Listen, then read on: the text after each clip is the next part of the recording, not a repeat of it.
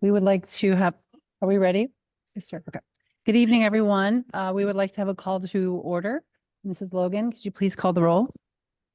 Mr. Ballant, Here. Mr. Harris, Present. Dr. James, Here. Dr. Steger, Here. and Mrs. Bitter. Here. Would everyone please stand for the Pledge of Allegiance?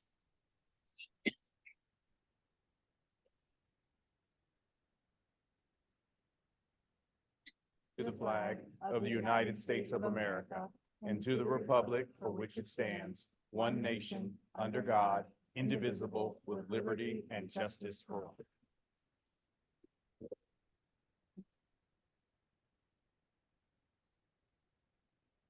At every board meeting, we like to read our district's mission and vision.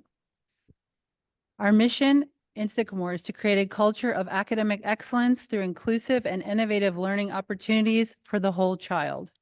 Our vision is to empower all learners to reach their full potential in a globally competitive world. The next item on our agenda is a moment of silence for high school student Jillian Furman from the Sycamore High School. And Mr. Lewis would like to say a few words. Yeah, I just want to, just my heart and, the district support of the Furman family. Tragic loss to the Sycamore family to lose a student, just any time, but, especially a 16-year-old student. So our support, our hearts go out to the Furman family as they work through a very difficult time. And our continued support will be there for not only the Furman family, but for our students who Jillian had an impact on so much as a softball player, as a student in our school. She will be missed. So Mrs. Bitter, certainly we would ask for a moment of silence in Jillian's honor. And I know her mother, her sister, and her father greatly appreciate all the support that they've received from the entire district. Let's take a moment of silence.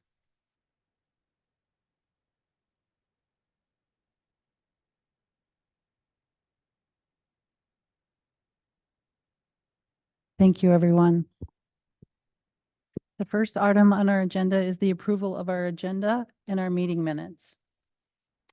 Can I please get a motion to amend the agenda to include the superintendent's portion of the agenda, a new section L to the approval of employees resignation agreement? I need So a first moved. and a second, please. So moved. Second. Thank you, Mr. Ballant, for your motion, and thank you, Dr. James, for your second. Mrs. Logan, can you please call the roll?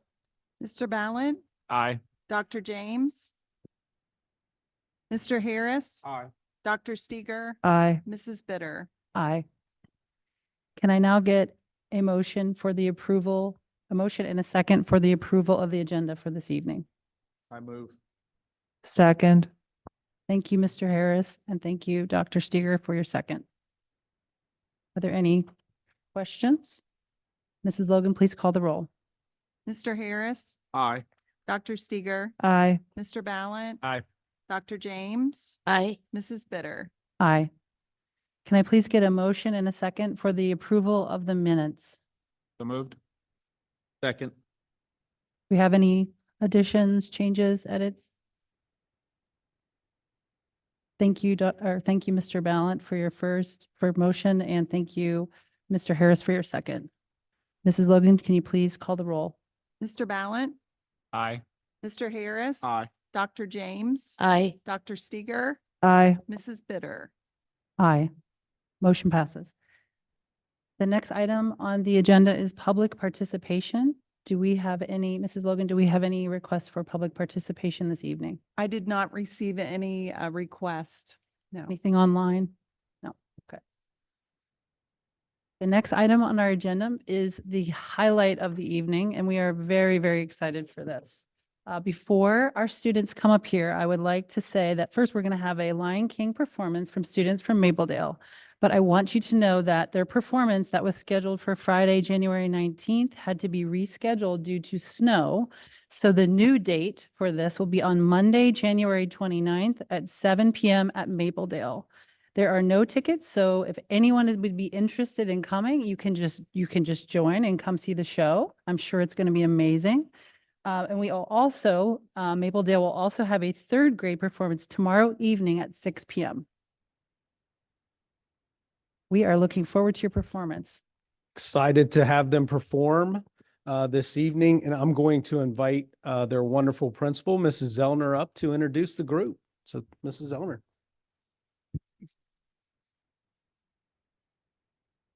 Good evening. Welcome to Mapledale. And we are so excited to present to you a partial Lion King cast for your enjoyment tonight. The audition started back in October.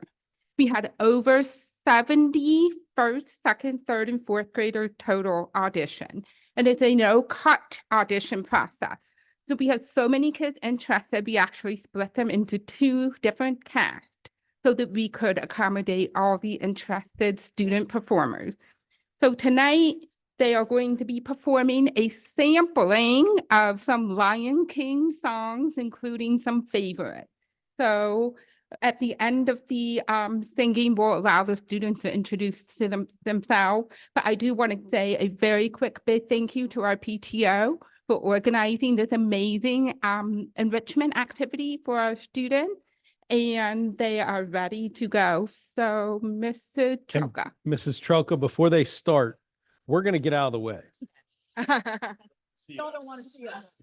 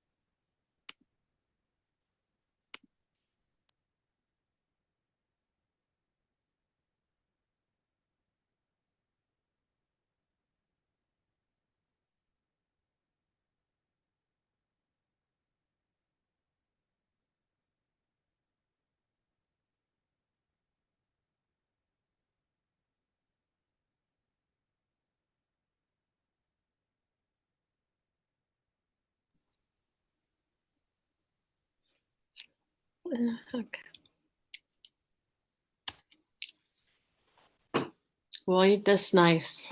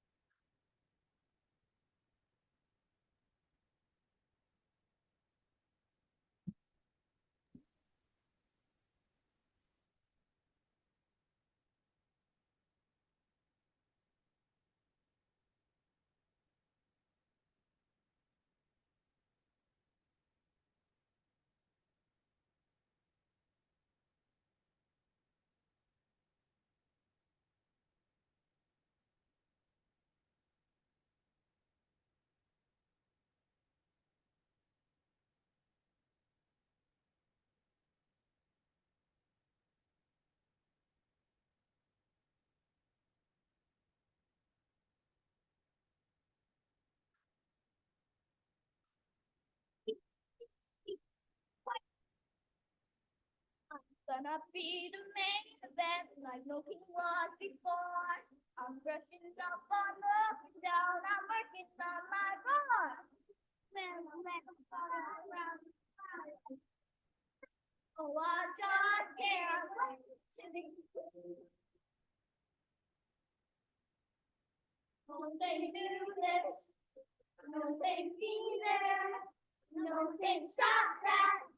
No, they see you nothing. Run around all day.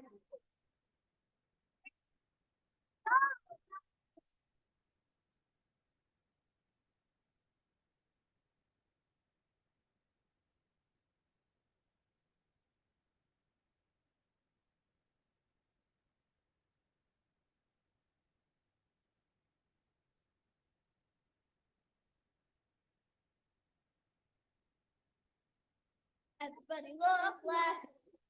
Everybody look right. Everywhere you look down. In the spotlight. Not yet. Because you're rolling in. But here in the hurt and on the wind. It's gonna be in the spine still. Oh, I just can't wait to begin. Oh, we just can't wait to begin. Oh, I just can't wait. Oh, we just can't wait.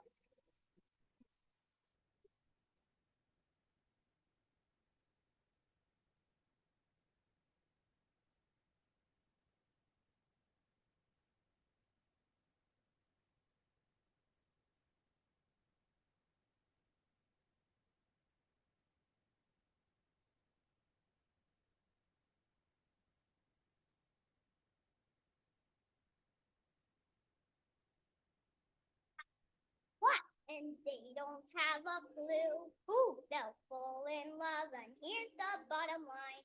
Our trio sounded too. Oh, the sweet caress of twilight. There's magic everywhere. And with all this romantic atmosphere, stirs in the air.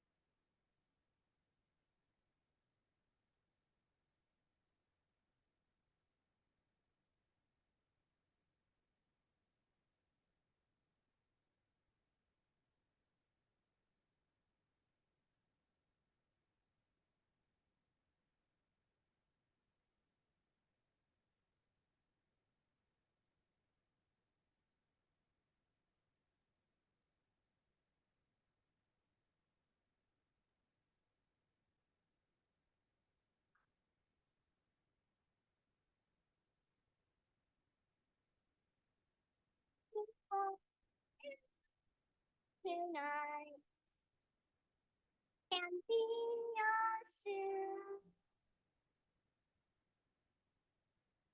With the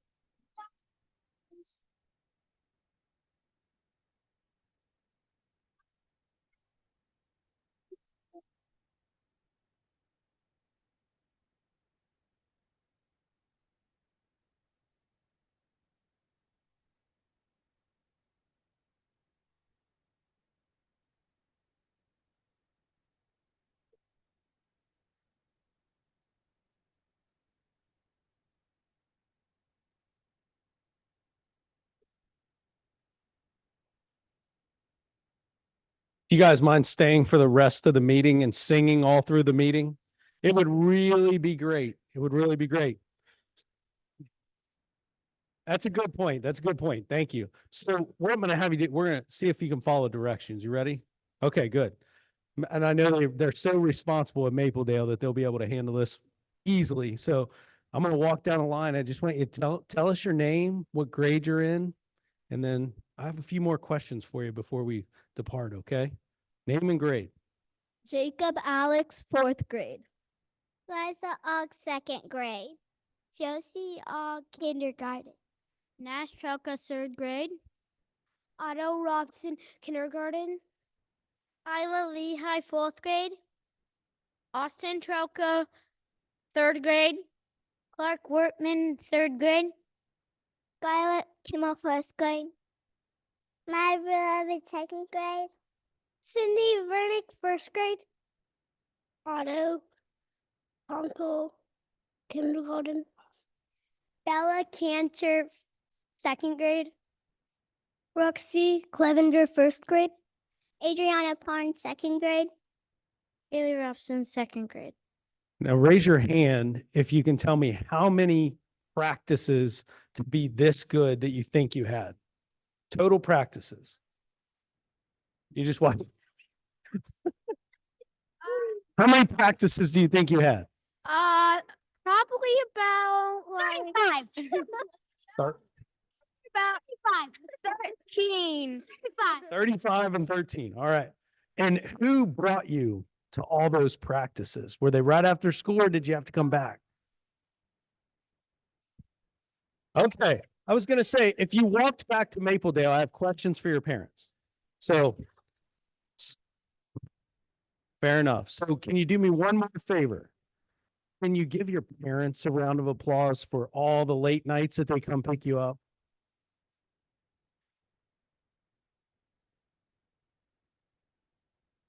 And let's have one more round of applause for this great group of kids.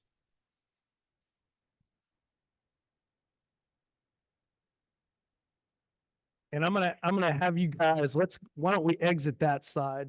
Try to make sure you pay attention to the speaker. We don't want you to run into anything. So thank you, Maple students. We really appreciated hearing your performance.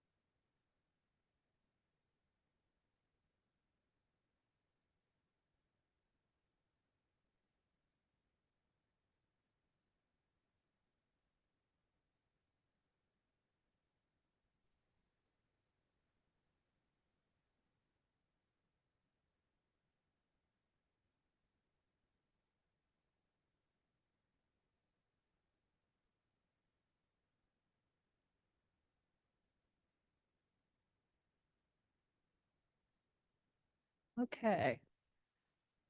Thank you so much. I know the families have left. That was amazing, and that was a wonderful addition to our evening, so thank you. Okay, the next item in the agenda is the superintendent's agenda. Can I please get a motion and a second for the authorization to bid the district paving projects? So moved. Second. All right, Thank well, you, Dr. Steger, for your motion, and thank you, Mr. Ballant, for your second. good evening. Mr. Lovell. Yes, thank you. So good evening. As part of our ongoing capital improvement process, we tackle paving projects across the district on a yearly basis. However, we have been taking the last 2 years off from any of these paving contracts due to construction. It didn't make sense to tackle paving across the district. So we're back this year. So what I have in front of you is a recommendation to go out to bid. You'll see that it's upwards of $460,000. That is outlined in our capital improvement budget for this year. Sorry, can't get it out. Mr. Lovell is just, I know we've talked about cost increases and construction costs. Any indication from our consultants of just how high that paving has gone comparative to previous years? Sure. Yeah, I mean, obviously our paving, it pretty much follows in line with oil prices. So it's our ability to be able to go out. And so what we do with our consultants is really look at what is the most advantageous projects that we have out there that's going to give us the biggest bang for our buck. This coming year, we will be having some paving, but what you'll actually see is some significant concrete work as well. Blue Ash Elementary, it needs some help over there with some of the sidewalks along the backside. We're also not going to be doing any type of milling. We're going to do more overlay this year in hopes that we can bring some of those costs down the following year. But this is a 5-year outlook, so we tackle it little by little. Obviously, much like the roofing, we always have some type of paving project happening at the high school. So we do have the Aves lot behind the stadium. I think that's the official name of it. That's what I call it. It's behind the new stadium, that kind of circular. We're going to rebuild that this summer. It was deteriorating prior to construction. We're going to rebuild that so we can open up some more student parking spaces over there. Mr. Lovell, I just want to say thank you for your work on this because, as we've talked with the board, these projects, we have to keep up with them or the costs continue to increase. So really appreciate your work on all of these areas. My pleasure. Thank you very much, Mr. Lovell. Do Yep. any board members have any questions? Right, Mrs. Logan, can you please call the roll? Dr. Steger, Aye. Mr. Ballant, Aye. Mr. Harris. Aye. Dr. James. Aye. Mrs. Bitter. Aye. Motion passes. The next item is the contract for the Sycamore High School tennis court renovation project. Can I get a motion and a second? I move. Second. Thank you, Mr. Harris, for your motion, and thank you, Dr. James, for your second. So I'm just going to give a little bit of backstory on this one, just because I know we have 2 new board members that weren't here through discussions potentially when we started talking about this. So there's actually 2 tennis projects that are occurring in the district right now. And there's a mixture of bond funds and capital PI funds that are being used. As part of the project at the high school, we had in the base bid allocated 4 tennis courts. Through a lot of conversation with our tennis partners and a program, we decided in the midst of that it would be better to have 5 courts long-term over there because that's what you need to play a successful match. In order to do that, we had to really think different about where we're putting those courts because in the base bid, we had them by the maintenance building. We made a significant shift to move them to where the tennis courts at the junior high were originally placed.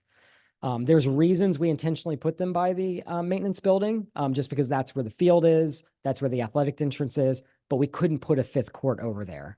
And so when we decided to move those courts to the other side of the property, we were able to then put that 5th court in. With that, though, came additional funds that was needed outside the scope of the bond.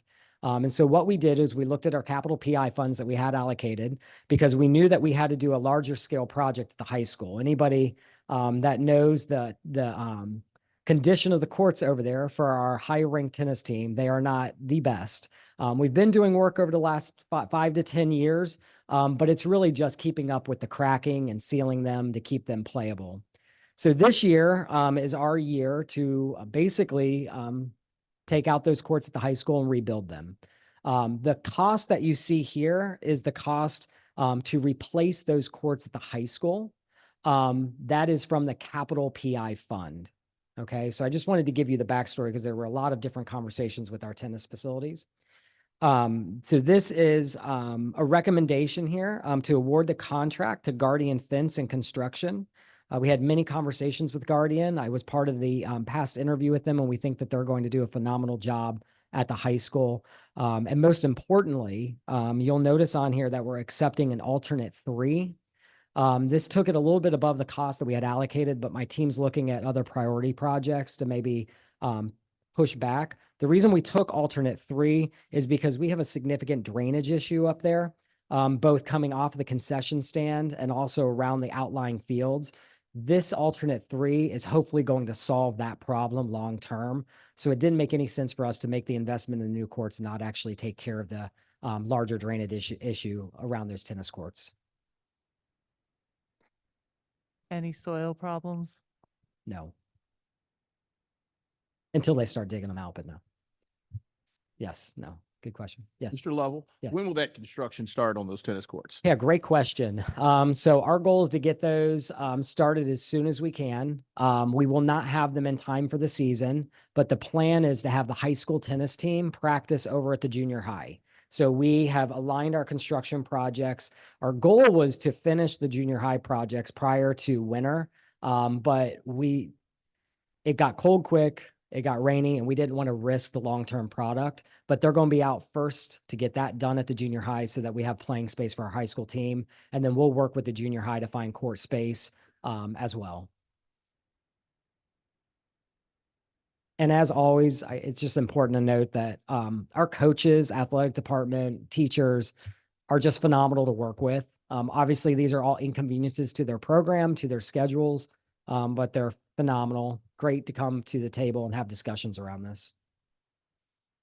Mr. Lovell, just so I have it in my mind, so Okay. can you just give a general idea of when this construction will begin and when it will be completed? Yeah, so we'll start this spring, get it done, and we'll have it ready by August 1st. Our goals for obviously the fall season. Thank you. Yep, my pleasure. Does anyone, any other questions? Mrs. Logan, can you please call the roll? Mr. Harris, Aye. Dr. James, Aye. Mr. Ballant, Aye. Dr. Steger, Aye. Mrs. Bitter. Aye. The next item on the agenda is the change order transportation facility project. Can I please get a motion and a second for this? So moved. Second. Thank you, Mr. Ballant, for your motion. Thank you, Mr. Harris, for your second.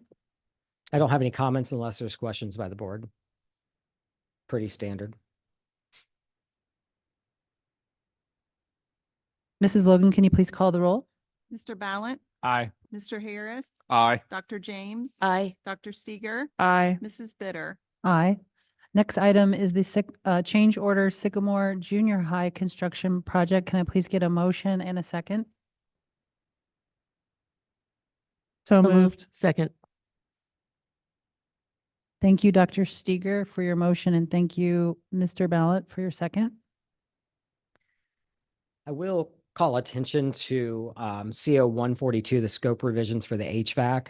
The only reason I'm kind of bringing that up right now is that this is pretty common. So one of the things that you could probably ask any of our teachers, especially at Green and the junior high, is that as we bring our HVAC systems up to speed in these new spaces, they have to acclimate with the spaces. And so there's a lot of conditioning that occurs. This right here, after we had the snap of cold and some of these more challenging conditions, we realized we need to change some of the scope and sequence of how they're operating. And so this is actually a request by our district to be able to do this and get this done. It's going to help us with energy efficiency and helping us control the systems moving forward. Any questions? Mrs. Logan, please call the roll. Dr. Steger, Aye. Mr. Ballant, Aye. Mr. Harris, Aye. Dr. James, Aye. Mrs. Bitter. Aye. The next item is the approval of the agreement with Stepping Stones. Can I please get a motion and a second? So moved. Second. Thank you, Dr. James, for your motion, and thank you, Mr. Harris, for your second. Are there any questions from the board? Mrs. Logan, please call the roll. Dr. James, Aye. Mr. Harris, Aye. Mr. Ballant, Aye. Dr. Steger, Aye. Mrs. Bitter. Aye. The next item is the Board of Education retreat date adjustment.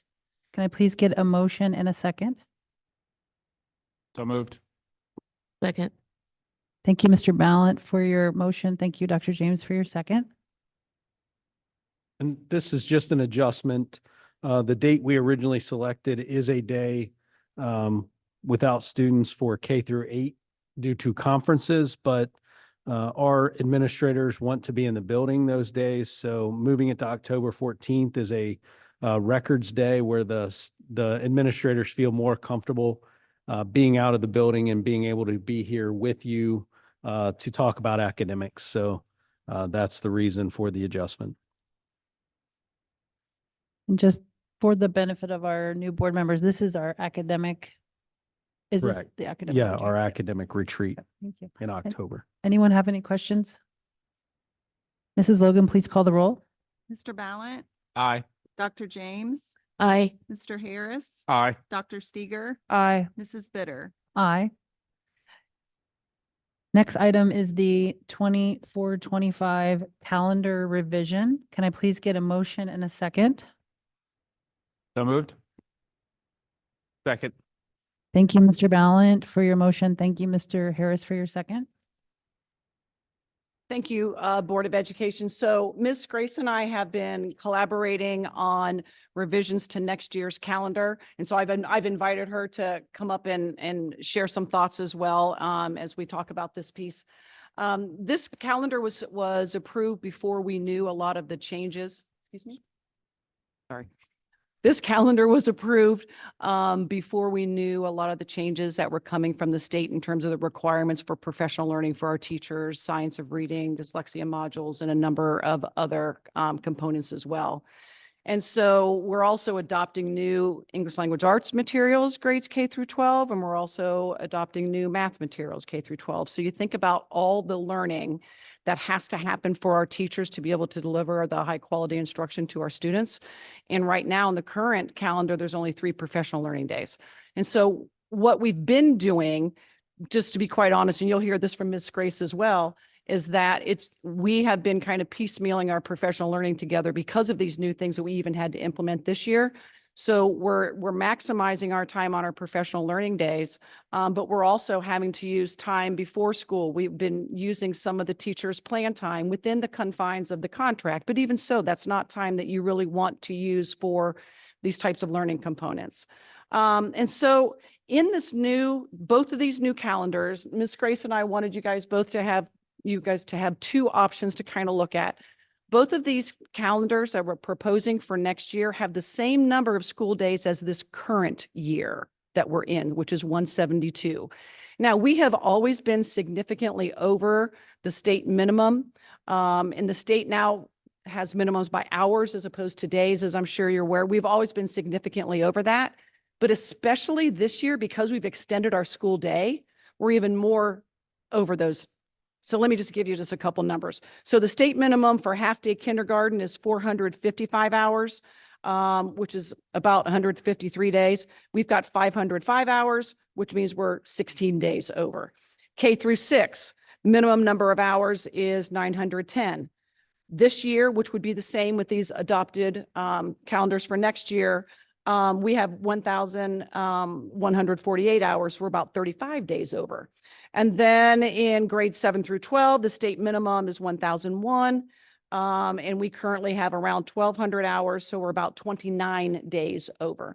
So still significantly over the state minimums because we definitely want to make sure that we balance the need for teachers to have time to learn all the things that are coming their way, but also time for students to be receptive and to have those time with their teachers in their classrooms. We're really trying to balance that piece. So I had asked Ms. Grace just to share some of the feedback that she's received from teachers, which are the same things that all of our administrators are hearing.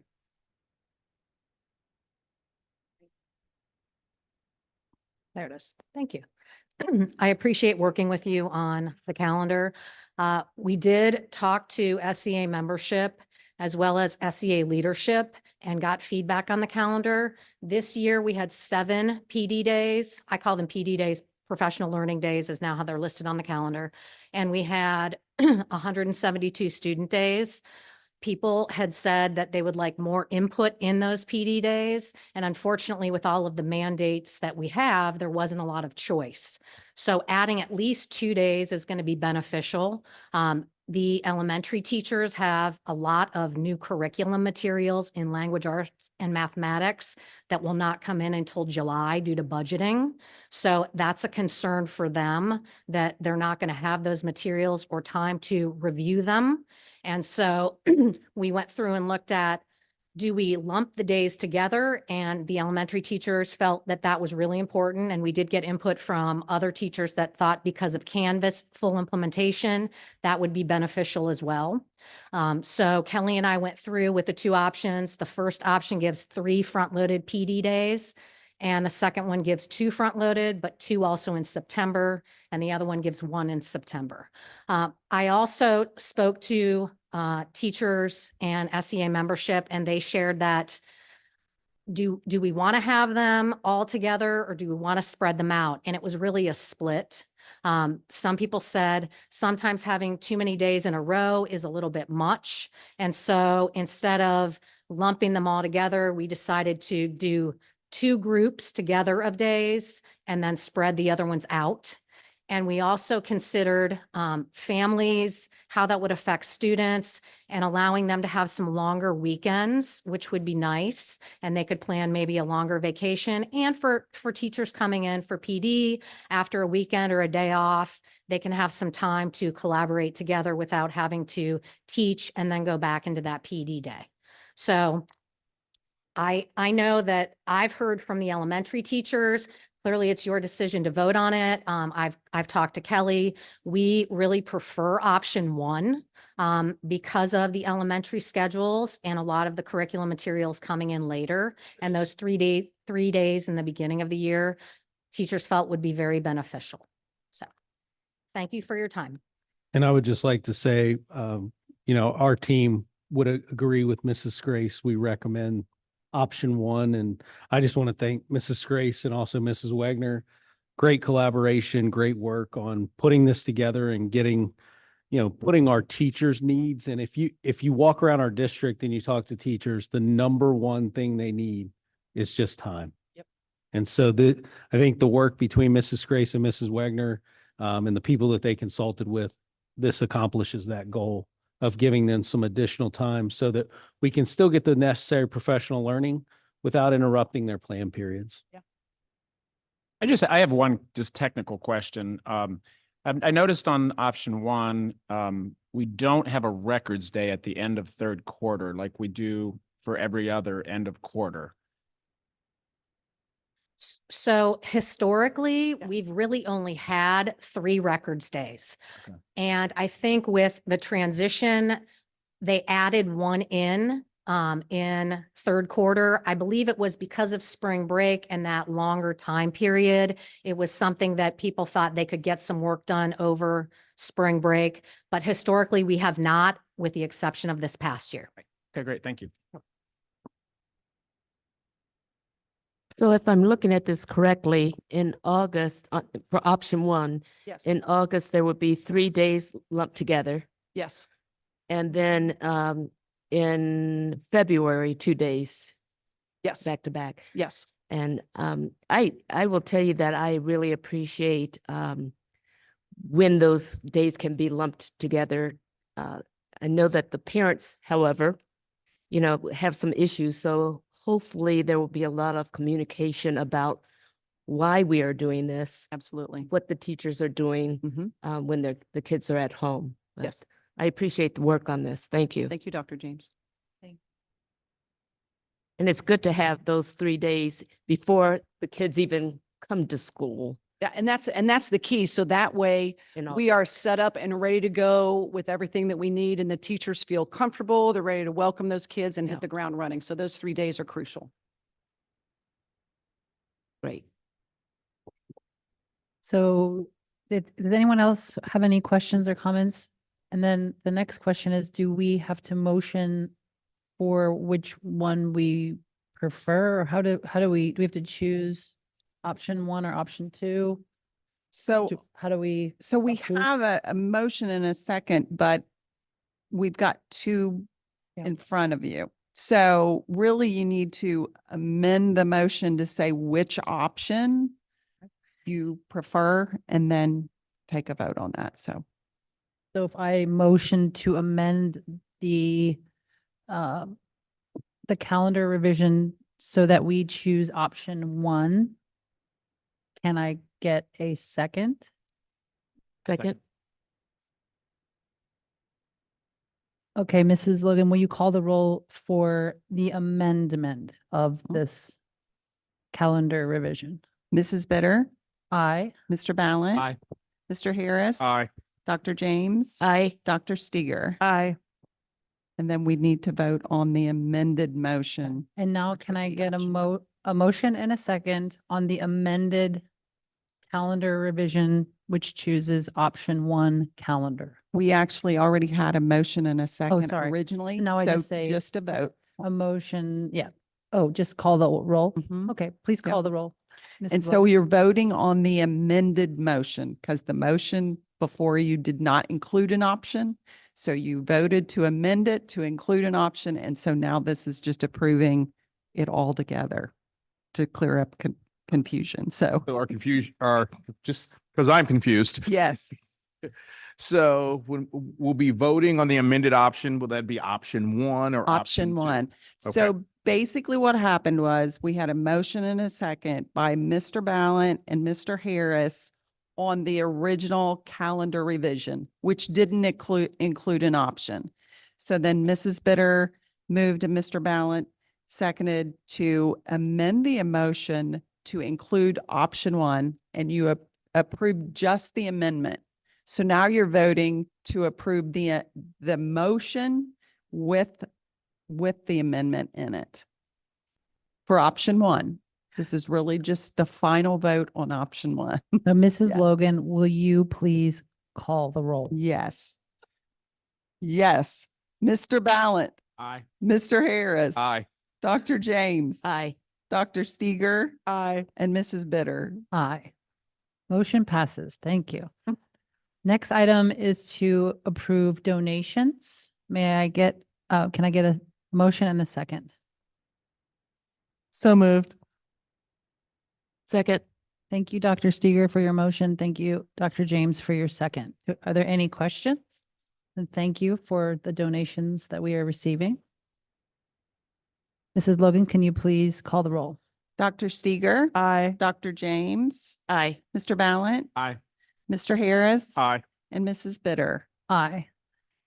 Can I get a motion to discuss the enrollment study discussion We don't. in a We, second? yeah, Or do we this need? is just a discussion item Okay.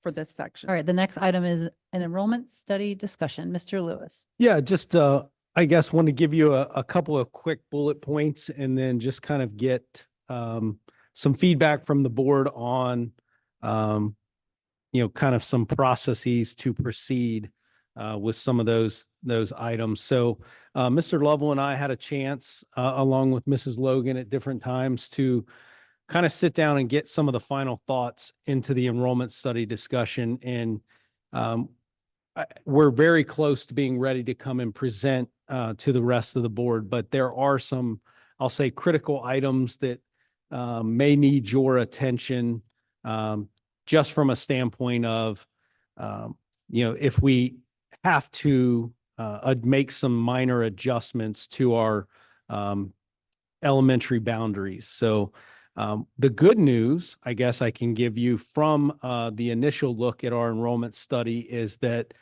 looking at the current boundaries as is, there is not going to be a recommendation or a need to do major redistricting.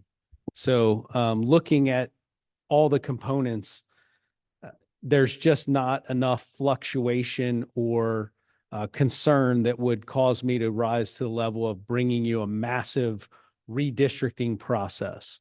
Dr. James, you're probably going, because you lived that in 2014, and that was really hard.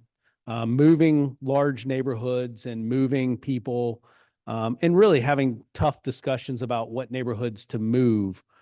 It obviously it creates unrest within our district, and no one wants that. I will say there is a need for us to come to you with a recommendation to make one minor adjustment. And we're not going to discuss specific neighborhoods tonight or a specific area tonight.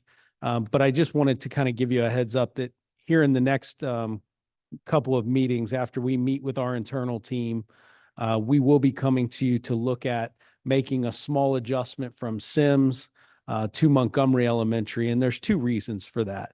One is just looking at the current balance of the district. Sims is experiencing the most, I'll say, enrollment pressure from some of their areas. Obviously, Montgomery and Sims are contiguous in borders, so you're constantly looking at, okay, what areas would make greatest impact.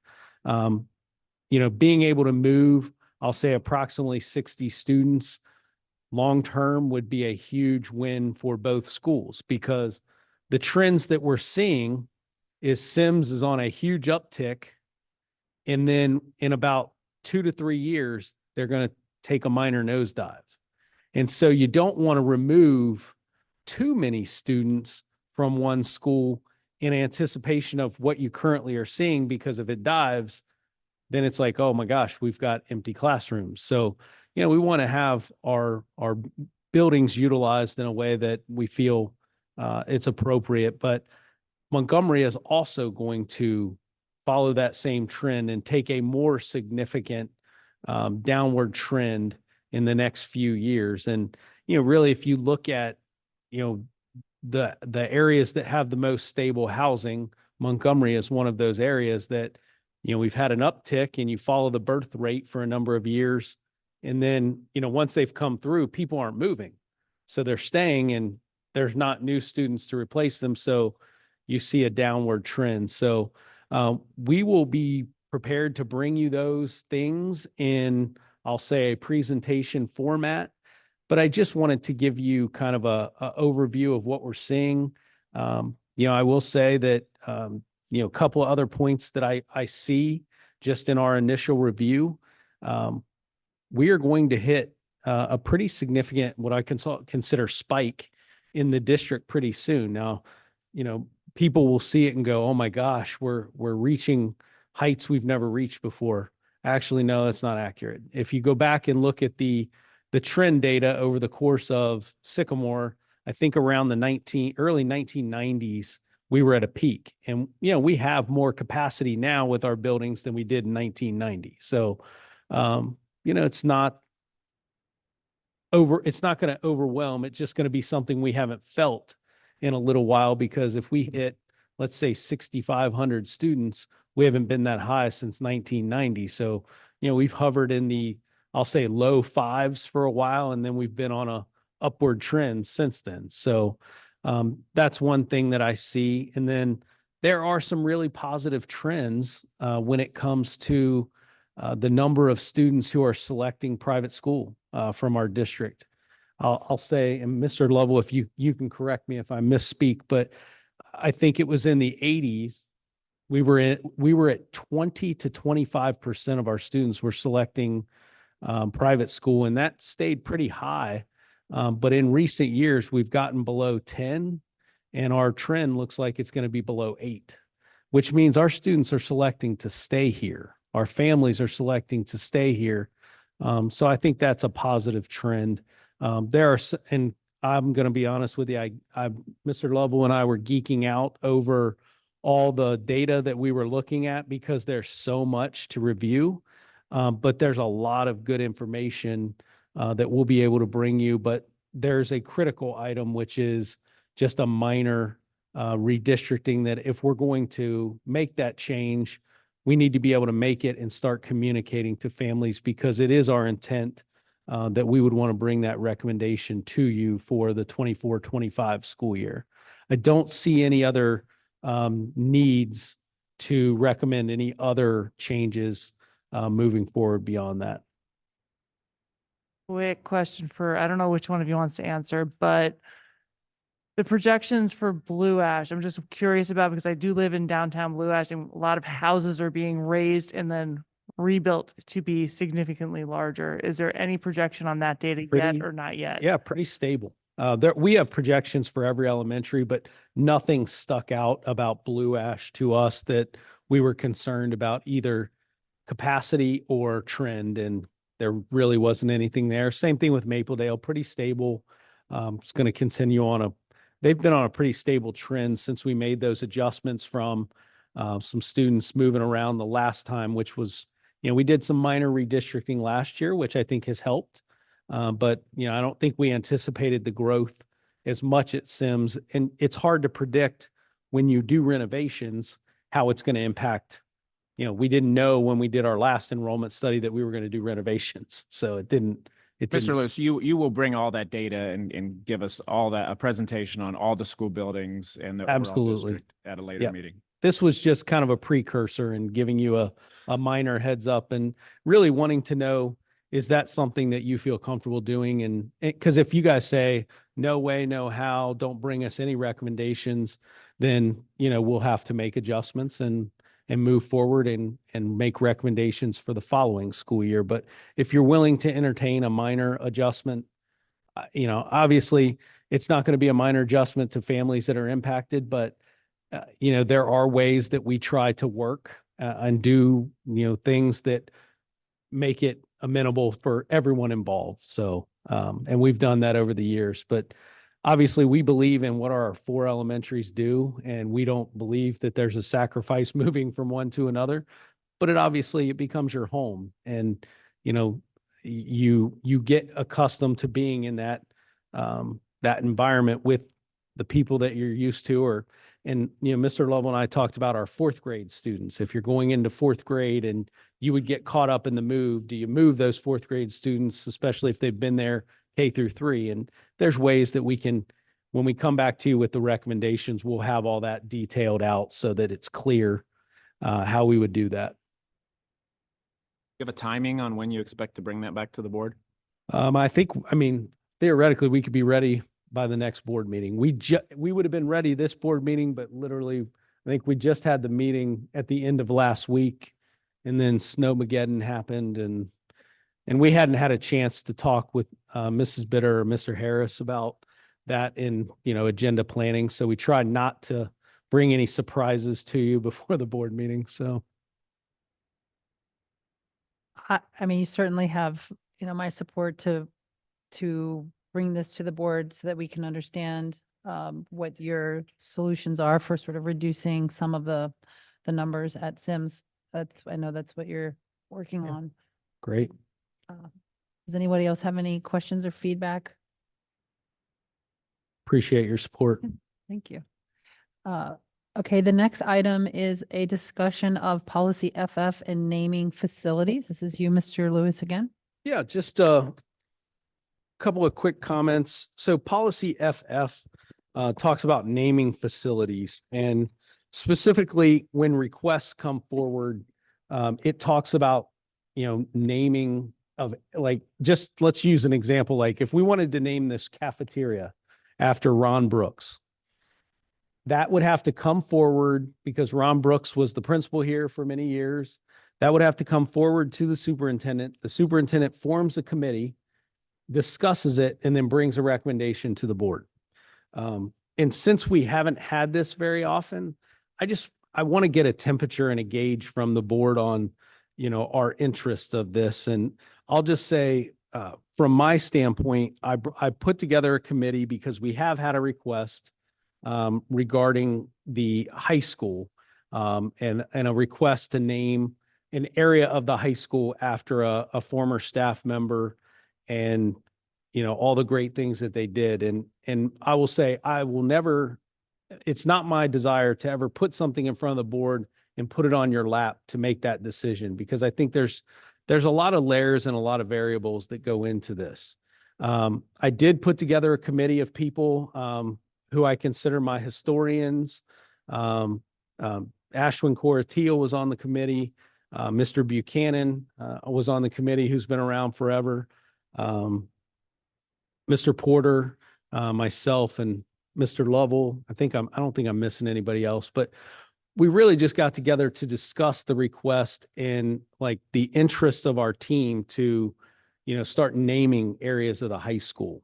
And my concern with even ever embarking down a road like that is, how do you take an area, let's just say the science wing, and name it after one science teacher, let's say it's just the collaboration area and we name it after a science teacher. How does that look to the other science teachers that have made an impact over the history of Sycamore? And I don't know all the science teachers.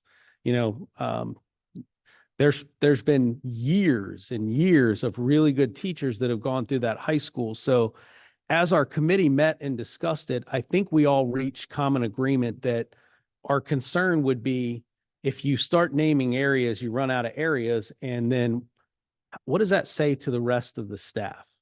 Or whether it be current, present, past, recent past, long past, people that I never met, what does that say, about what we're doing? So I think we came up with what we believe might be a better pathway to recognizing and celebrating staff members, because I'm very interested in that component, and finding, and not just at the high school, but throughout our district, of, really highlighting those achievements of those people. And so Mr. Buchanan brought up the legacy tree that hangs on the wall at the high school. And Dr. James, you might have more history about the legacy tree than I do, but we think the legacy tree was put there for this very reason, to recognize people that have left a lasting legacy of,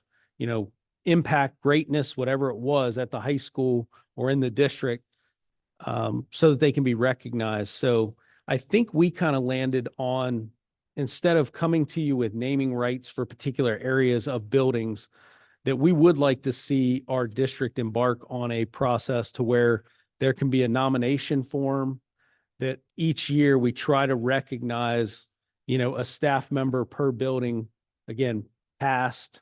We'll have to create some criteria around it, but that they end up on the, I'll say, quote unquote, legacy tree. And the legacy tree at the high school is being, I'll say, digitized into a format. And we've kind of planned for that, because you run out of room on your walls for plaques.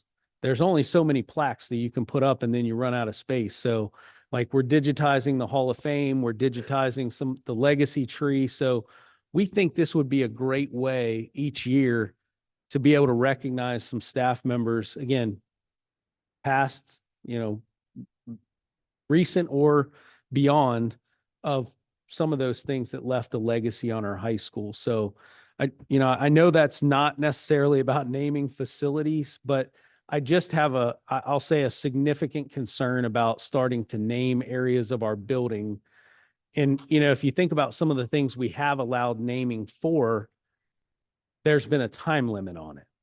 And so I'm just trying to marry the two and make sure that we don't have a runaway freight train going down one of the paths. And I think there are plenty of great staff members. I can think of a lot that I've interacted with and engaged with. I'm sure they want to name the junior high after Mr. Harris, but we probably shouldn't start down that path. We run out of, Mr. DeJoy might be unhappy about that because he left a legacy of greatness. So I think you can see the point of what I'm trying to get to is just, I think there's great ways to celebrate and recognize staff, but I have concerns about bringing a recommendation to you to name an area of a building after a staff member and not thinking about the legacy of impact of other staff members. So I'd welcome your feedback or questions. And Mr. Lovell, if I didn't capture that, or if you have any other thoughts. So are you asking for the policy committee who's meeting tomorrow perhaps to look at this, or is this, I guess that's my question. What actions do you want the board to take on? No action at this point unless your feedback is in disagreement with and you think we should start naming areas of buildings. Yeah, I think, I'm in agreement with you. I think it gets very complex to start naming different areas of a building. And then over time, that loses impact to current staff, to current students. I like the idea of recognizing our staff in some formal way with a legacy tree, a plaque, or digital, however you do it. So I do like what you're doing, but I also agree that it just gets very complex to start naming every nook and cranny of a building. And my understanding, just to repeat what I believe you're saying to us, is you have had a request to name a wing of our high school after someone. And per this policy, it really is a question. It's for the superintendent, but he's asking for our guidance and he has made a decision that he does not feel that that's the way he would like to go, right? Is that correct, Mr. Lewis? And Yeah, I then mean, instead to have another way to Correct. celebrate the excellent work and to honor the teachers, but through another format, whether it be a digital version of a tree or some other Yeah. way. So And I would just like to all end by saying, I agree with Mr. Ballant and with that recommendation. Mr. Lewis, if you don't mind, at the next board meeting, we're going to be bringing a change order to you. It's actually fits right now to talk about this because the last part of the high school project that we're funding through this change order is our wayfinding and signage package. And so what that means is we're now starting to put up our signage about how you find spaces around the building where you're going, but also included in that is our Always an Aviator board, our natatorium donor board, our legacy tree board, and then also the digitization of our Hall of Fame and things like that. So it actually fits very nicely. So what Mr. Lewis is talking about is once we get that package and we're going to implement that this summer, all that will stream very nicely into how that's going to look in that theater hallway there, that old front entrance. Mr. Buchanan and Mr. Corteil have been an integral part in that signage discussion from my end as well. So it all just fits really naturally. And Mrs. Bitter, you're right. The policy is pretty clear. It says the committee determined by the superintendent will review proposals and make recommendations to the board, but the final decision will be made by a majority vote of the board. So I could certainly make a recommendation and you can vote on it, but my recommendation would be that we not name an area of the high school after the proposal. I am supportive of everyone's statements thus far. Thank you. Any additional questions? Okay, we're going to move to the next section is other. That's you again, Mr. Lewis. Yeah, just some quick updates. I always like to highlight alumni as well. Carson Foster, great swimmer, obviously. And the way it was written on USA Swimming was he dominated the 400 individual medley at the TYR Pro Series in Knoxville. So congratulations to Carson. Excited for the continued success that he and his brother are having in swimming. We have 3 semifinalists in the Overture Awards for the Cincinnati Arts Association. So Anna Schlagen Mendez is a semifinalist in theater. Sabine Hune is semifinalist in vocal, and Sam Waspy is a semifinalist in theater. So congratulations to those students. I'm going to take a guess that they're all in the play this week. So I'm assuming if you go and you'll get to see that their talents on display. Our junior high swimming and diving, the girls finished first at the city championship. So at junior high, they are dominating everything down there. So the entire team, boys and girls combined, finished second overall. So great work by the junior high swimming and diving team and coaches. Alice by Heart starts tomorrow, Thursday through Saturday. Excited. I will be there on Friday. So I'm excited to see that performance and Mr. Wappelman crew do an amazing job. Senior night for swimming. Can't believe it's already time for senior nights, but Princeton tomorrow night, 7 p.m. So if anybody wants to come watch swimming with me, I will be there. Mapledale 3rd grade performance. We already heard that's tomorrow at 6. Sims Cultural Heritage Night Friday at 6, if you want to catch that. And then Mrs. Bitter, thank you for pointing out the Lion King reschedule of the snow day from last Friday to now it's January 29th. So that's great. The last thing I have is it is January. It's School Board Recognition Month. So if you didn't know that, new board members, it's your month.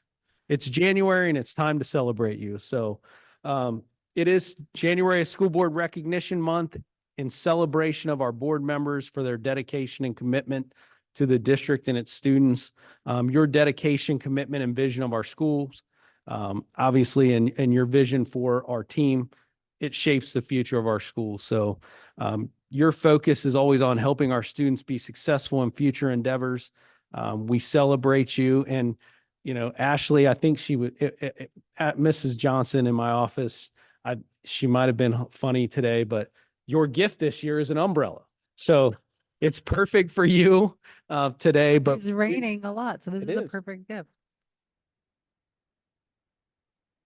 I have one and it's nice.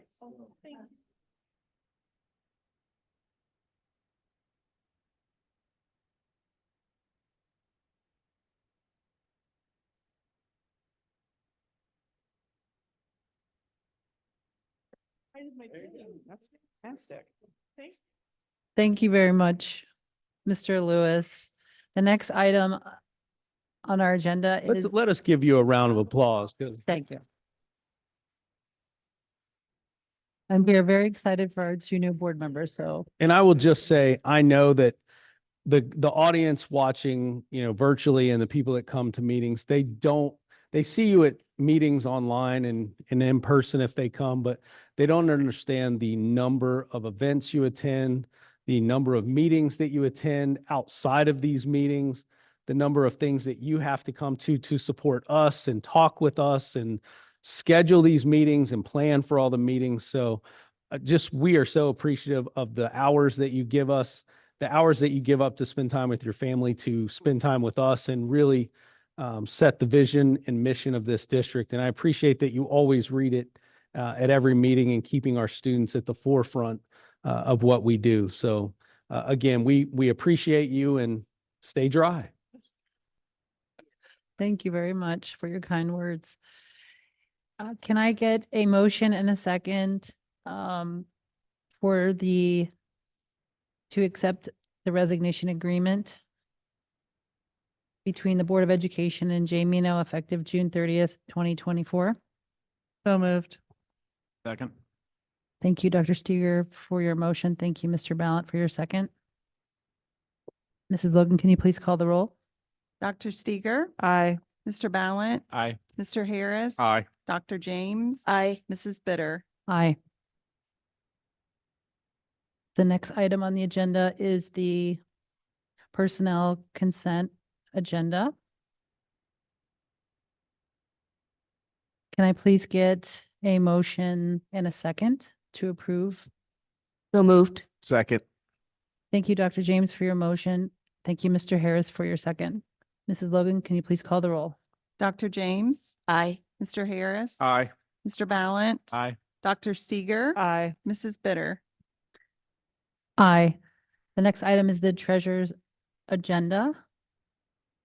Can I get a motion and a second for the approval of the monthly financial report for the month ended December 2023?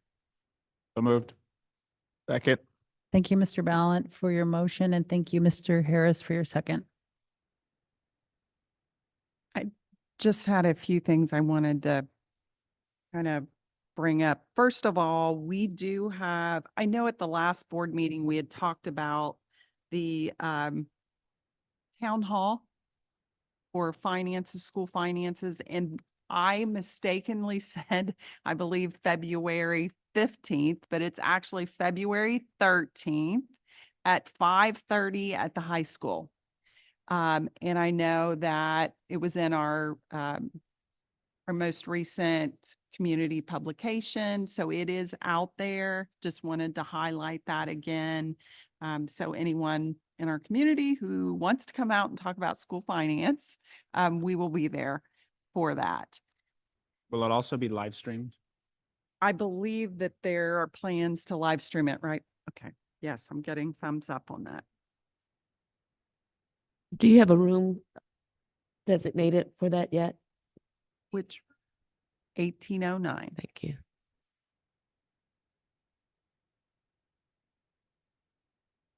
And then I just wanted to mention too, I know at the last board meeting, we talked about the bond millage tax rates and how that has been reduced down to more than 1.2 mils, less than what we anticipated.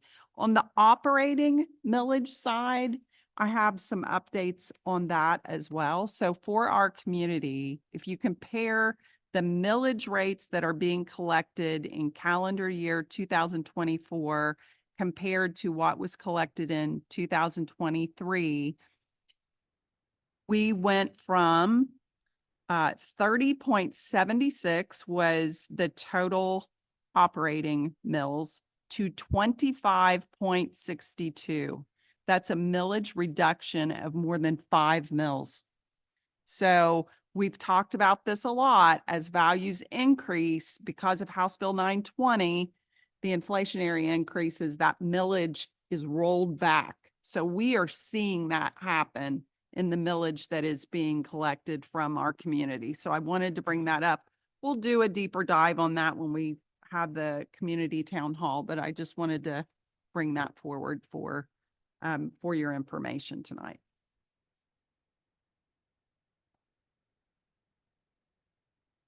Thank you, Mrs. Logan. Does anyone have any questions? I do just have a comment I think I'd like to make on the financial report, and I appreciate the details that you've given us, Mrs. Logan.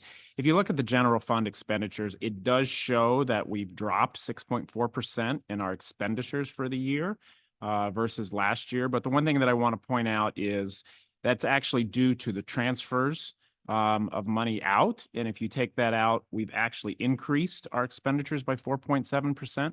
So I just want to make sure we're clear that our expenditures are going up, not down, from an overall standpoint. And then I do have a question for you, Mrs. Logan. On the purchase services line of expenditures, it's significantly lower, 10%. Is that just a timing thing, or is that a trend we expect to continue? I would have to go back to my notes, but I believe it is something that we are expecting to continue. And I'm looking at Mr. Level because when we were going through the transportation location, we were leasing. We had a pretty large expenditure there for leasing before we moved into the new facility. So that has made that line item reduce. So I know that's the main issue there. So, I mean, we do continue to see an increase in expenditures. I mean, you know, in inflationary times, I'm not saying 4.7% is high, but it is higher than we traditionally have seen. And it's just something that, you know, we need to be aware of. It's a higher rate than we've typically seen in the past. So I appreciate your details on this, Mrs. Logan. Thank you. Any additional comments or questions?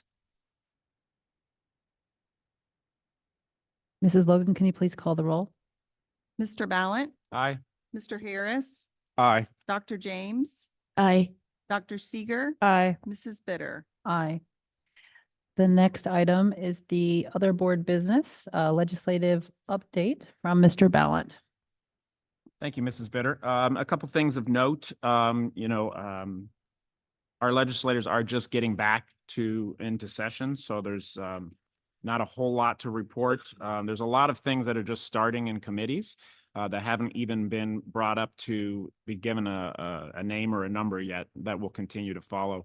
A couple things of note, the Joint Committee on Property Tax Review and Reform did hold its inaugural meeting on January the 10th, and they will be making recommendations on reforms to the property tax law. So that's something that will continue to follow.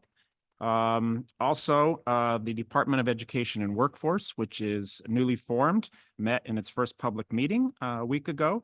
And really just, it started to outline their initiatives, policy guidelines, state and federal law that will affect them, administrative rules, and a list of rules that will be open for public comment in future meetings. So that's something we'll follow as well. And then finally, House Bill 68, which bans gender affirming care and trans youth sports participation, was originally vetoed by Governor DeWine. The veto was overridden by the House, and then today by the Senate. The expectation is this will go into effect in 90 days. But there is also expectation that this will go into the courts for some legal battles as well. So more to come. That's my update. Thank you. Thank you very much. The next item is the PTO board, PTO visits. And I will give a brief update, and Dr. James, if you'd like to add, please do. Dr. James and I attended the PTO meeting on January 11th at Sims Elementary. And would you like to make any comments just in general, or? We certainly enjoyed our visit at Sims and learned a lot, but our main focus was to let the PTO parents know that a little bit about the board and our responsibilities, and gave them an opportunity to ask us questions. We talked about some of the highlights of things that we are studying in the district. We talked about our strategic plan, talked about possible levy at some time in the next couple of years, and just really enjoyed our discussion with the parents. We have, and Mr. Ballant and I will be at the high school on Friday, January 26th. And we will also speak with PTO families there about the role of the board. And we will have additional meetings coming up. So please, when you look at your emails, fellow board members, and let me know when I reach out if you can attend. It's good to get a good it's a good for us to go, and we usually send 2 people. It's a really helpful way for us to talk with the families and parents, and to be able to just let them know what our role is, but also get some feedback as well. The last item on the agenda for this evening is a neighborhood bridges update. Just a really very short one. I am the representative for Sycamore Bridges. Just an update. You all received this email, but I just want to state it out loud because it's just so remarkable. Sycamore Bridges had another record-setting year of impact. They provided over $162,000 in goods and services, touching 5,699 students and families, and filling 173 requests for assistance. This has been a 17% increase over 2022. They are about to reach their 5-year anniversary, and they have been doing excellent work in combination with Operation Give Back, especially around the Operation Give Back holiday store.